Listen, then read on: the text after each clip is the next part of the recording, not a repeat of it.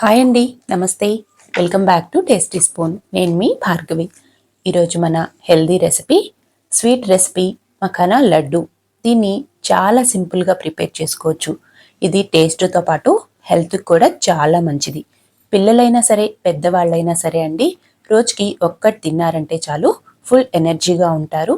అలాగే సింపుల్గా కూడా ప్రిపేర్ చేసుకోవచ్చు. ముందుగా స్టవ్ మీద ప్యాన్ పెట్టుకొని 1 టేబుల్ స్పూన్ నెయ్యి వేసుకోవాలి. అందులోకి 2 కప్పుల ఫూల్ మకాని వేసుకుంటున్నాను. వీటిని తామర గింజలు అని కూడా అంటారండి. మంటని లో ఫ్లేమ్ మీద ఉంచుకొని ఫూల్ మకాని బాగా క్రిస్పీగా అయ్యేంత వరకు ఫ్రై చేసుకోవాలి. ఈ ఫూల్ మకాని ఆరోగ్యానికి చాలా మంచిదండి. వీటిల్లో చాలా హెల్త్ బెనిఫిట్స్ ఉంటాయి. కాల్షియం, ప్రోటీన్, ఫైబర్, మెగ్నీషియం వంటివి చాలా ఎక్కువగా ఉంటాయి. బరువు తగ్గాలనుకునే వాళ్ళకి చాలా బాగా ఉపయోగపడతాయండి.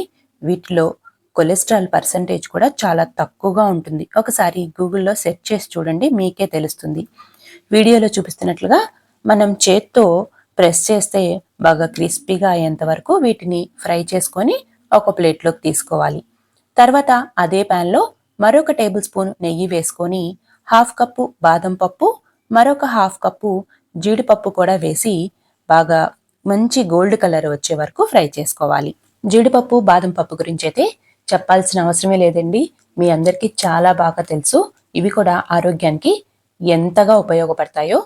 వీటిని కూడా మంచి గోల్డ్ కలర్ వచ్చే వరకు ఫ్రై చేసుకొని మఖానా వేసుకున్న ప్లేట్లోకి వేసుకొని పక్కన పెట్టుకుందాం. తర్వాత అదే ప్యాన్లోకి మరొక టేబుల్ స్పూన్ నెయ్యి వేసుకొని సన్నగా కట్ చేసుకున్న ఎండు కొబ్బరి ముక్కలు వేసి ఫ్రై చేసుకోవాలి. మీ దగ్గర ఎండు కొబ్బరి పొడి ఉన్నా పర్వాలేదండి, వేసి కొంచెం కలర్ మారే వరకు ఫ్రై చేసుకోండి, సరిపోతుంది. ఈ విధంగా కలర్ మారిన తర్వాత ఈ కొబ్బరి ముక్కల్ని కూడా మరొక ప్లేట్లోకి తీసి పక్కన పెట్టుకుందాం. ప్యాన్లోకి 1 కప్పు తురిమిన బెల్లం వేసుకోవాలి. అలాగే కొద్దిగా నీళ్లు పోసి బెల్లాన్ని కరిగించుకోవాలి. మీరు బెల్లం ఎలా మెజర్ చేసుకుంటారంటే, జీడిపప్పు, బాదం పప్పు కలిపి ఎన్ని తీసుకుంటారో అంత బెల్లం తీసుకోండి, కరెక్ట్గా సరిపోతుంది. ఫూల్ మకానాని మెజర్ చేయాల్సిన అవసరం లేదు. మంటని లో ఫ్లేమ్లో ఉంచుకొని బెల్లం కరిగిన తర్వాత మీకు ఏదైనా నలకలు ఉన్నాయనుకుంటే స్ట్రైనర్తో వడపోసుకోండి. బెల్లం కూడా ఈ విధంగా లైటు తీగ పాకం వస్తే సరిపోతుంది. వీడియోలో చూపిస్తున్నట్లుగా చూడండి ఒకసారి. తర్వాత స్టవ్ ఆపేసుకొని 1 టేబుల్ స్పూన్ నెయ్యి వేసి దీన్ని కొద్దిగా గోరువెచ్చగా అయ్యేంత వరకు పక్కన పెట్టుకుందాం. వేడిగా ఉన్నప్పుడు ఏమీ లడ్డూలు చేయాల్సిన అవసరం లేదు. ఈలోగా మిక్సీ జార్లోకి మనం ఫ్రై చేసి పెట్టుకున్న ఎండు కొబ్బరి వేసి గ్రైండ్ చేసుకోవాలి. అదే జార్లోకి ఫ్రై చేసుకున్న ఫూల్ మకాని అలాగే జీడిపప్పు, బాదం పప్పు కూడా వేసి కొంచెం బరగ్గా గ్రైండ్ చేసుకోండి. మరీ మెత్తగా పౌడర్ చేయాల్సిన అవసరం లేదు. తర్వాత ఒక బౌల్లోకి 1/2 స్పూను యాలకుల పొడి వేసుకుంటున్నాను.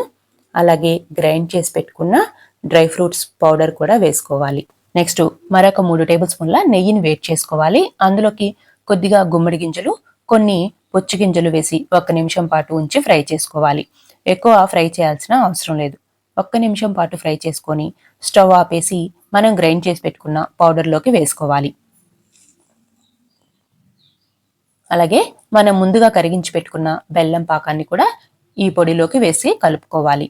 బెల్లం పాకం కొద్దిగా చిక్కబడుతుంది.